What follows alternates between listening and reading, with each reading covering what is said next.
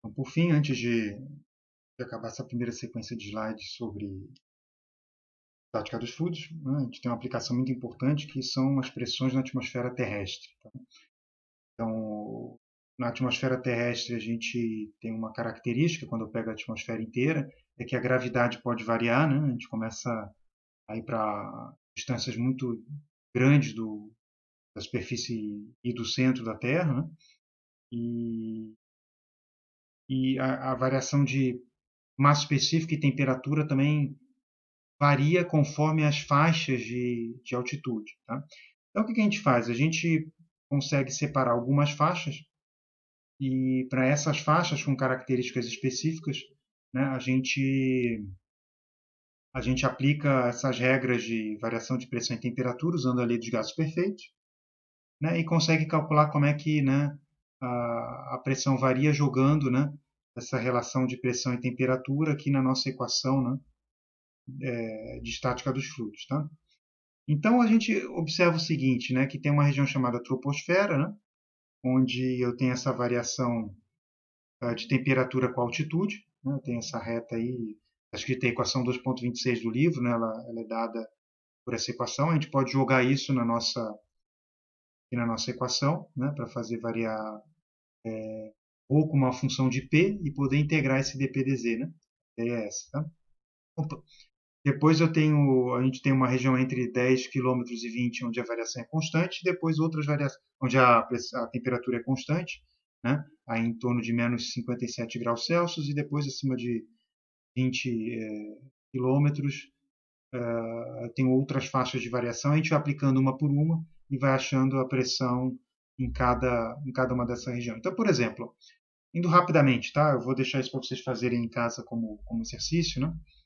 Mas é simples, tá? É só substituir a lei de gases perfeitos em dPdZ igual a menos ρg e integrar, né? E então eu tenho essa região que a gente chama de troposfera, mais próxima à Terra, nessa região aqui entre 0 e 11 quilômetros. A gente tem uma equação para variação de temperatura, né? Essa região aqui, ó, linear, né? E a gente aplica isso aqui junto com a lei dos gases perfeitos e integra, e a gente cai nessa equação aqui, onde B é uma constante, T zero também, né? Só substituir, e a gente obtém então a pressão em função da altitude. Tá? Depois a gente tem a estratosfera,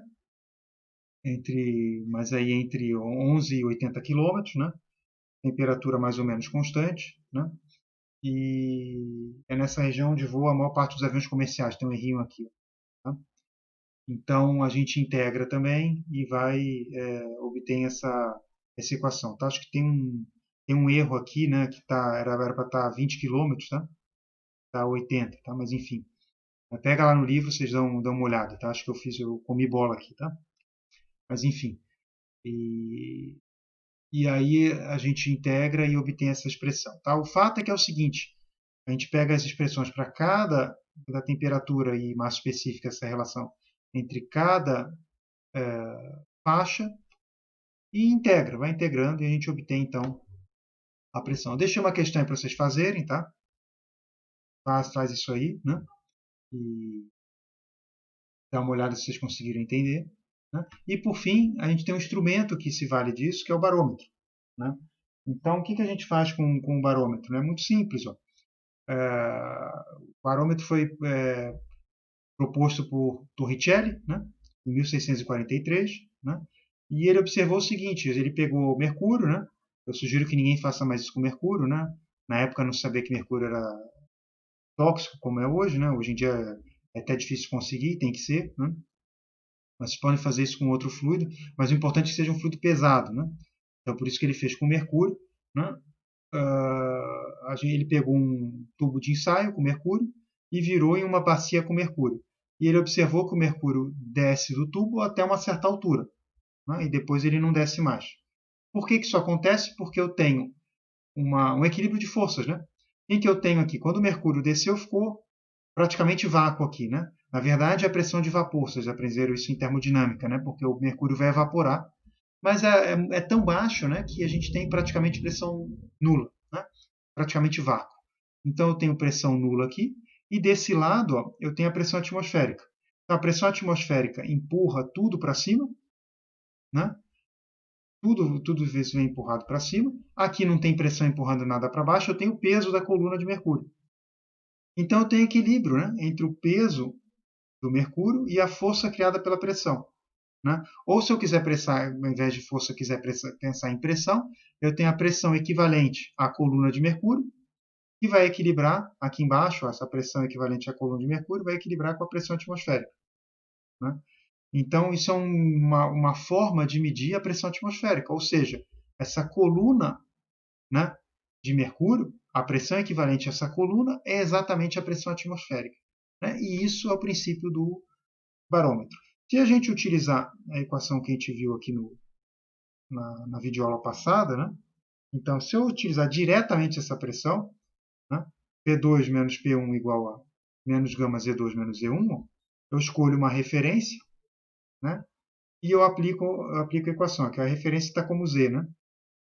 Então, P2 é a pressão atmosférica, menos P1 é zero, né, igual a menos gama, então isso aqui é o ρ do mercúrio vezes o G do mercúrio, Z2 menos Z1, Z2 é zero, Z1 é H. Né? Z2 menos H.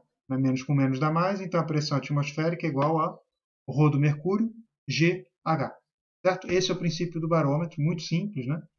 E agora a gente consegue, né, com as equações obtidas aí de maneira formal, né, obter essa expressão que também a gente usa, se eu não me engano, no colégio. Né? A gente costuma usar essa equação. Aí com isso a gente termina essa primeira parte de estática dos fluidos e a gente vai passar para a segunda sequência de transparências.